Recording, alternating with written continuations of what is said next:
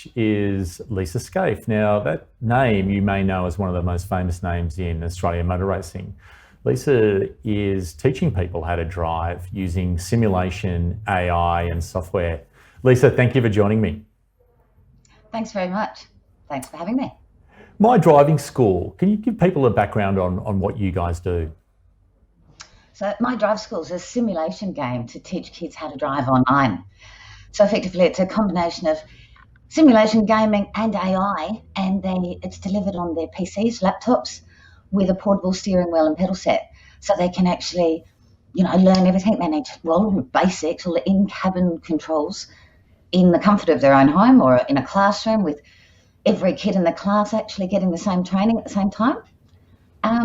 It's great, it's fun, they love it, and it works. I was asking you when we were doing our sound check, what's that in your background? And you said it's a whole lot of steering wheels. So it really is like a game where it's set up like a driving game that kids are so used to playing. Yeah, absolutely. That's exactly what it is. Because when I started doing all the research about teenage road trauma, it's the biggest killer of youth worldwide. And when it comes down to it, the first few years on the road is the most dangerous. And they, estimate anywhere up to 94% of those fatalities are caused by driver error. Wow. So I thought, well, fix the driver.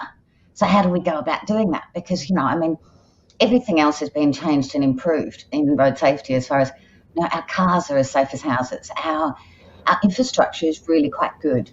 Our medical intervention is amazing. But our driver training and testing procedures aren't. So I thought, okay, we need to do something better here. And so I started researching, and gaming was the way around it. I mean, simulations obviously works. Every government in the world uses it for training of anything dangerous or hazardous. But you can't get the kids to the simulator or the simulator to the kids. So I was like, okay, well, how else can we do it? So I started researching gaming, and, kids love it. It's practical, it's a whole lot cheaper, and it works. I mean, so that's what we decided to do. And then I searched the world over, and I could not find any software to teach kids how to drive. So I decided we'd make it. All of a sudden, you're in the software business. Give us an idea of how many years in are you? So we launched officially at the 2019 Australian Grand Prix. And in the same year, we won the Australasian Serious Games Congress. When you say you launched at the Grand Prix, did you have a site down there where teenagers could jump in and effectively play? Yeah, so literally, it's not even jump in. It's, I sit at a desk with some laptops and, with steering wheel set up. And we had, literally thousands of kids come through at the Grand Prix. We were absolutely inundated. They love it. Magnificent. So it's a PC plus a steering wheel. Does that mean that you had to go and either design, manufacture or source thousands of steering wheels? So we've actually got a deal with Logitech, because I did a lot of research into different wheels.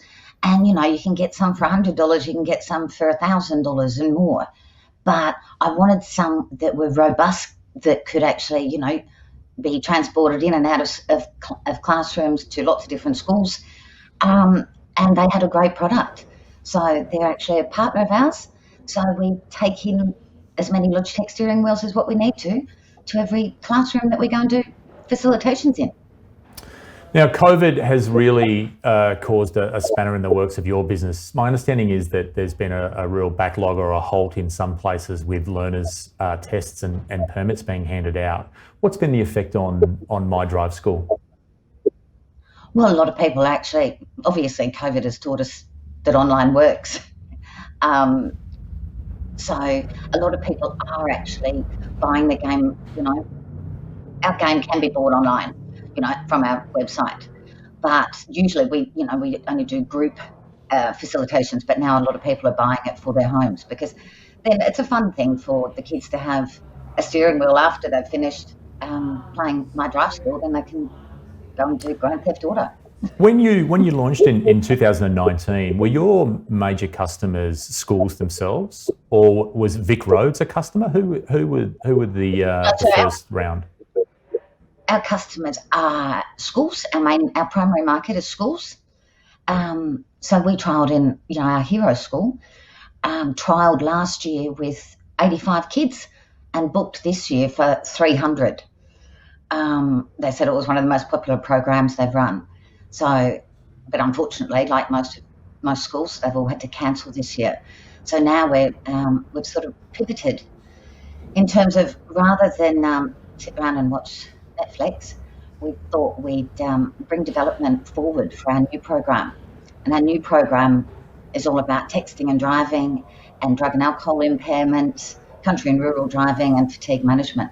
So this one's really important in terms of what's probably on trend, what are the most risky behavioural issues the kids are doing in cars. So we can actually address all those issues online, so they can make their mistakes online rather than on road. And are they going through is that a combination of, say, video and an interactive simulation again in terms of the product you're delivering? And so it'll be another game that we'll deliver. So our stage 1 program is more or less designed for people before they actually ever get into a car. So it's to give them all the basic in-cabin procedural, skills as such. So when they get into a real car, they know how much they know which pedals what. They understand intersections, and have a bit of car control. So that's, right at the early stages of their learning. And then our next program is before they get their Ps. So, they've done 80, 100 hours of driver training, real-time driving. And now, they think they're pretty good and they sort of understand what's going on. This program will really test them about the sort of attitudes and behaviours they need to understand and appreciate before they get solo. Lisa, what were you doing prior to this? I'm guessing you weren't in software development. No, you know what? I'm completely hopeless at software and anything tech, to be perfectly honest. I think the official term is you're a non-technical founder, is what it's often referred to as.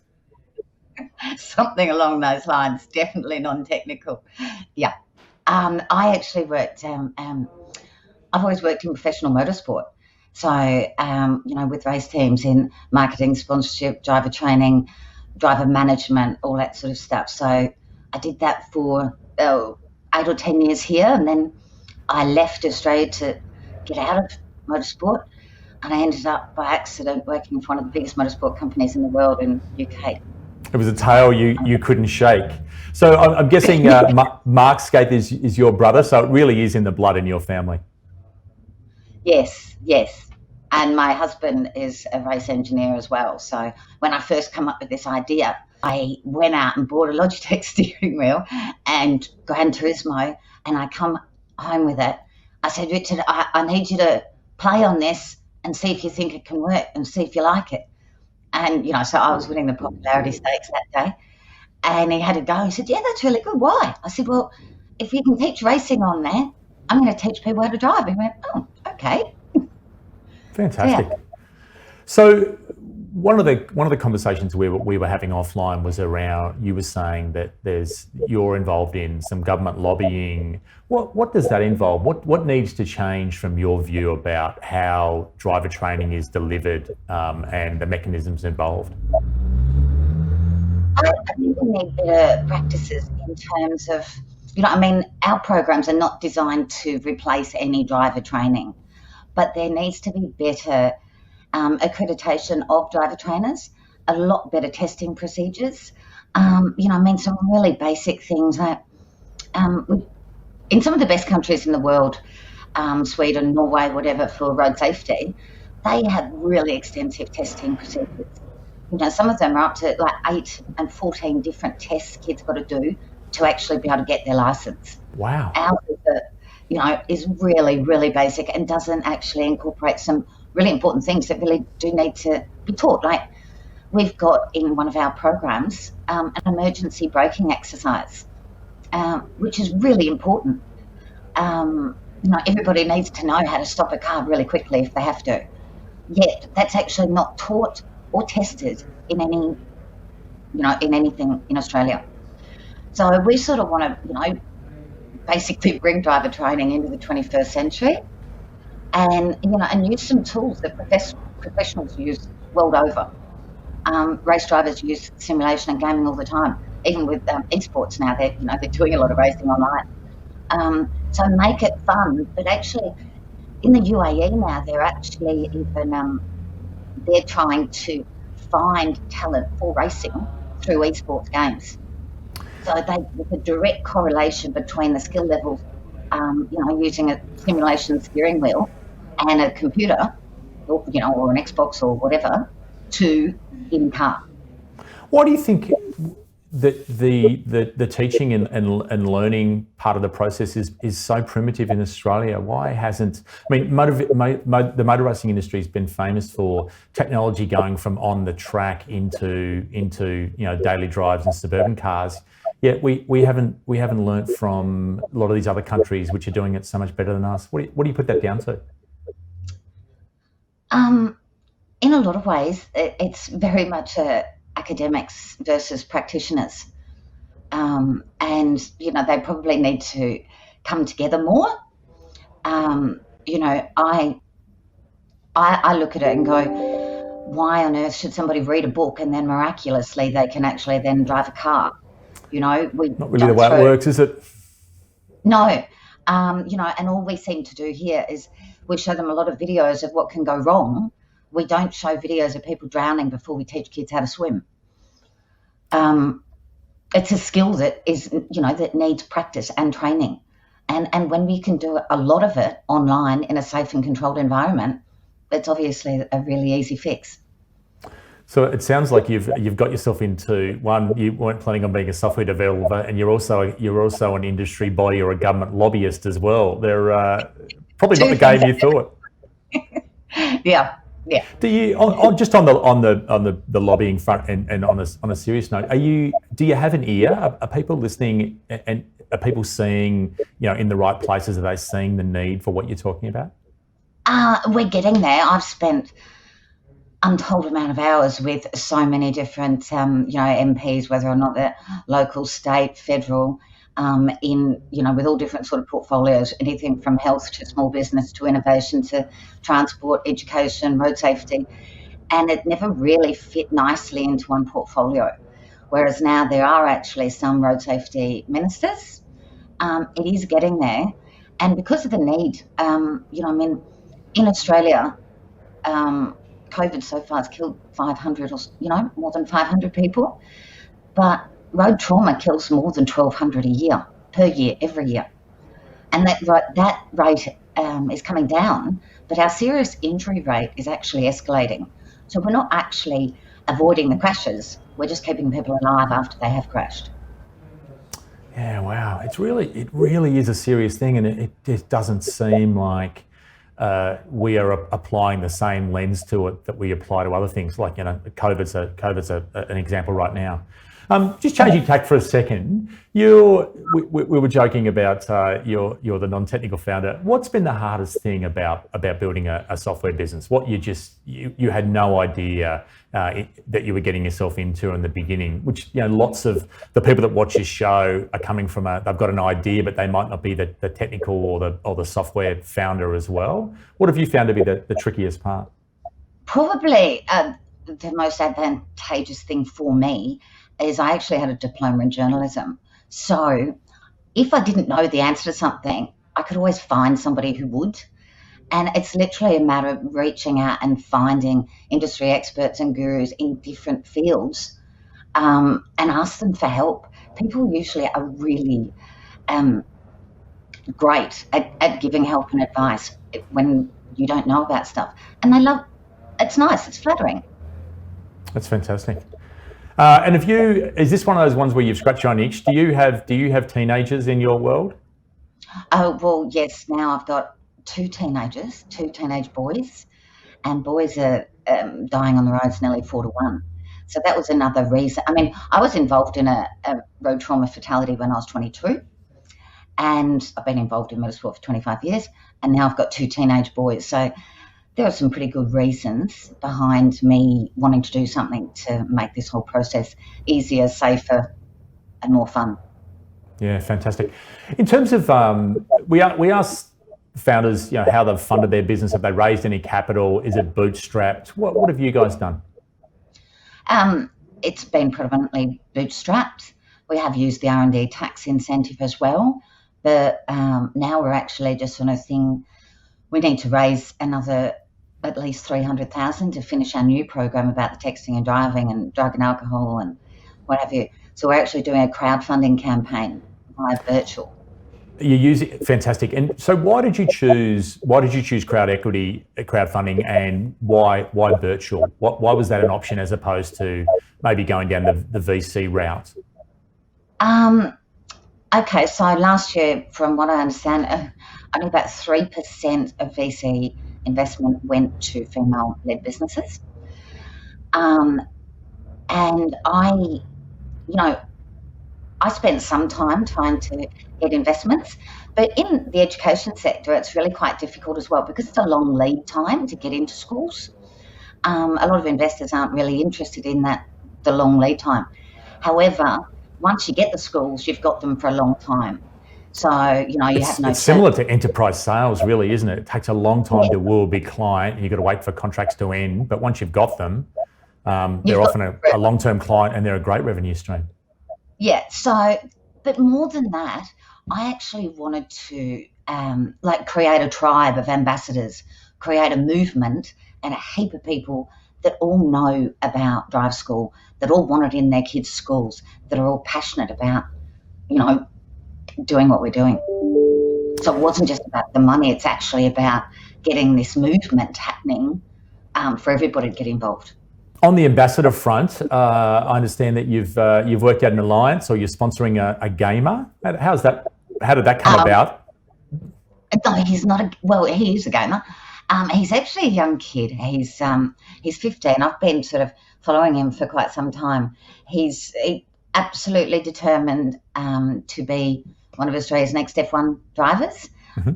Amazing young kid, doing really well on track, but this year hasn't been able to do much on track. So he is doing a lot of gaming and going really well at it. A young kid by the name of Hugh Barter. He's divine, really ambitious, really determined, and he actually approached me and said, "Can we help? Can we do something? Can we get involved?" I went, "Absolutely." So yeah, we've got him, and Michael Caruso also actually does some programs for us in at schools. Ambassadors, and I guess really is the influencer model. It can work across many different types of spheres. Now, going back to COVID for a second, your revenue projections must have been blown out of the water. By going direct to parents, you've got to work out, I guess, a new pricing model and a new delivery model. How's that transition going, and what do you think in terms of the longer term? What's it going to mean to your business? Well, the pricing model is exactly the same still. Our program, it's a 12 months license, so you can use it as much as you want for 12 months. And because of all the artificial intelligence in the program, every play is different. So, it doesn't get boring as such.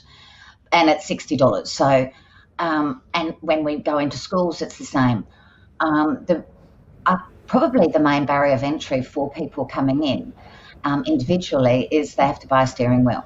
And we don't ever want to be hardware suppliers. That's not my thing. I never really thought I was going to be a software supplier either, but definitely don't want to be hardware suppliers. So we just sort of say, look, it's available. The Logitech wheels are available online, through a lot of different places. But yeah, they've actually got to buy one to have at home. But we're trying to get councils and libraries and things like that to actually stock or have some steering wheels for people to loan. So in different communities, they go down to their library and play the game, or rent or borrow a steering wheel from the library or their council for community centres and groups. Lisa Scaife, the person that drove kids back into libraries, you'll become famous in all kinds of areas. None of the areas that I thought. It's fantastic. You've got some business partners. Is that for skill set as well as is investment as well? Yes. So as I said, Logitech are sort of our partners for hardware, But Goatee Entertainment, they're the software providers or developers, and Janix Ventures. So they did the platform, where the learning and development platform that the simulation sits on, and Goatee. In terms of this switched model where you are going direct to families, what's the customer acquisition? How do people find you? Are you running Facebook ads on gamers like Twitch, on gamer sites? How are you becoming aware out there in that market? We're doing quite a lot of media at the moment, and really just through our website and through Facebook, and we're doing some advertising on a few different platforms, but literally just directing people through to our website, which is www.myDRIVESCHOOL.com, and taking it from there. It's sort of a new avenue for us, so we're sort of treading water a bit. With is there a competitive or a gamification aspect that you've got inside the training, or that you have planned? Your gamification we're seeing pop up in lots of different industries, where I guess it makes the product sticky. It makes kids go back if it's competitive in some way. Is there a way that you can, or that you already are doing, a version of gamification around the training simulation? We were looking at, but again, all of it's just more money and more development. But early on, we actually did, we had a whole brainstorming session around having an inter-schools competition. I love that. We've got to be a little bit careful with that in terms of, what do we rate? We'll sort of go, okay, let's use the emergency braking exercise, because that's determined on braking capacity and reaction time. So it's two things that, it's a skill plus a, reaction, rather than, I can't get them to do the slalom, faster or something like that. Yeah, you don't want to encourage speed, do you? It's a real challenge. Yeah, so we were sort of thinking about different ways that the kids would make it really fun, and have some, in-school competition, but without racing. That is a real challenge. But if you can solve that, I mean, if you can have them competing against the scoreboard or competing against their friends in some way, without, like you said, encouraging what you're trying to eliminate, then that'd be fantastic. Lisa, can you give people that want to find out more, you've given out the URL, the virtual campaign, if people want to go and find out more and potentially invest as well, what's the URL for your virtual campaign? www.virtual.com/company/myDRIVESCHOOL. There you go. No, that's good. They'll find it. They'll find it if they search. And is that campaign live, or are you in the pre-launch space? We're in the pre-launch space, and that was a whole nother thing. That's a whole nother COVID thing. I had to do most of the video, 4-minute video for that, in my office by myself. And so, it's incredibly difficult. I've got the tripod set up, and I'd do a good take, and then I'd come around and have a look at it, and I'd cut half my head off, or, it was just torturous. And, even getting across any personality or anything in that video was near impossible, because you can't smile and be jovial when you're talking about road trauma. So it's all, it was a bit of a... There you go. You're now an acting coach as well. See, it's this enormous skill set that you're building. Lisa, what a thank you for coming on this morning. Look, good luck with the program. Good luck with navigating through COVID. And for people, we encourage you to go to Virtual, check out their video that Lisa's made in her own house, and we will get you back on a little bit later in the year to find out how you're progressing and how the campaign went. Lisa, again, thank you for your time. Brilliant. Thanks very much, Scott.